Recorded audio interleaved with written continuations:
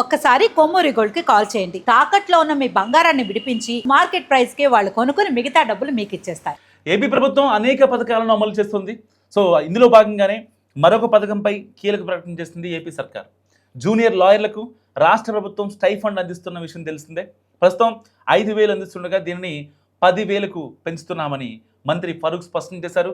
ఈ మేరకు త్వరలోనే ప్రభుత్వం నుంచి అధికారికంగా ఉత్తర్వులు జారీ అవుతాయి. సో కర్నూలులో ఏపీ హైకోర్టు బెంచ్ త్వరలోనే ఏర్పాటు చేసేలా చర్యలు తీసుకుంటామని కూడా స్పష్టం చేశారు మంత్రి ఫరూక్. సో బెంచ్ ఏర్పాటు కోసం కర్నూలులో స్థలం కూడా కేటాయించామని, ఇందుకోసం హైకోర్టుతో సంప్రదింపులు జరుపుతున్నట్టు కూడా చెప్పారు.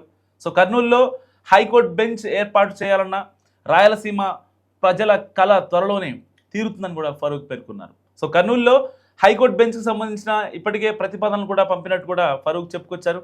అన్ని ప్రక్రియలు పూర్తి చేసి త్వరలోనే ఎట్టి పరిస్థితుల్లో బెంచ్ ఏర్పాటు చేస్తాము కూడా ఆయన చెప్పడం జరిగింది. ఇక లా ఆఫీసర్ల పదవి విరమణ వయసు 61 ఏళ్లకు పెంచామన్నారు. కొత్తగా 96 కోర్టులను ఏర్పాటు చేస్తున్నామని, 1770 పోస్టులను భర్తీ చేయాలంటూ కూడా ఆయన చెప్పారు. హైకోర్టులో 240 పోస్టుల భర్తీకి సంబంధించిన ఉత్తర్వులు జారీ అయినట్లు కూడా చెప్పారు. ఇక హైకోర్టు జడ్జిలకు గ్రాట్యుటీ పరిమితిని 25 లక్షలకు పెంచామని, ఏజీలపీల గౌరవ వేతనాన్ని 25% పెంచామన్నారు.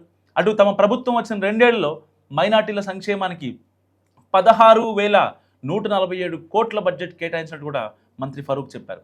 2 ఏళ్లలో 9,700 కోట్లు ఖర్చు చేశామన్నారు. ఇక 4,850 కోట్ల మైనార్టీ సంక్షేమ కార్యక్రమాలకు నేరుగా ఖర్చు చేసినట్టు కూడా ఆయన చెప్పారు. ఆక్రమణలకు గురైన 28,000 ఎకరాల వక్ఫ్ భూములను స్వాధీనం చేసుకునే ప్రయత్నాలు కూడా జరుగుతున్నాయని, ఇందుకు సంబంధించి కోర్టుల్లో కేసులు నడుస్తున్నాయని చెప్పారు. ఇక ప్రధానమంత్రి జన్ వికాస్ పథకం ద్వారా రాష్ట్రంలో ముస్లింల కోసం సద్భావన మండపాలు నిర్మిస్తామని, అలాగే కర్నూలులో ఉర్దూ యూనివర్సిటీ కూడా ఏర్పాటు చేసేందుకు చర్యలు తీసుకుంటున్నామని చెప్పారు. తాలిం ఏ హునర్ పథకం ద్వారా ముస్లిం విద్యార్థులకు ఇంటర్, జేఈ, నీట్లకు ఉచితంగా రెసిడెన్షియల్ శిక్షణ అందిస్తున్నామన్నారు. హజ్ యాత్రకు వెళ్లే యాత్రికులకు 1,00,000 రూపాయల చొప్పున ఆర్థిక సాయం అందిస్తున్నట్టు కూడా ఫరూక్ చెప్పుకొచ్చారు.